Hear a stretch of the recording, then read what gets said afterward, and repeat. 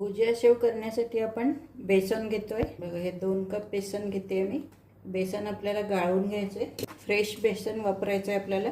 याच्यामध्ये घालायचं 1 चमचा लाल तिखट, 1 छोटा चमचा हळद, 1 चमचा दालचिनी पावडर, 1 चमचा मिरेपूड आणि चवीपुरतं मीठ टाकायचं. 1 चमचा ओवा कुचकरून टाकायचा. आता याला सगळं मिक्स करायचं. आपण हे थोडं थोडं पाणी घालून याला भिजवायचं आहे. हाताला थोडं तेल घ्यायचं आहे आपल्याला.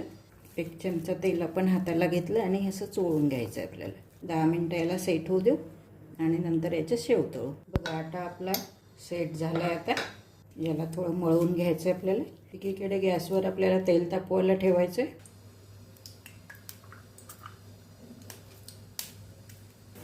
गॅस आपल्याला मीडियम टू हाय ठेवायचं आहे.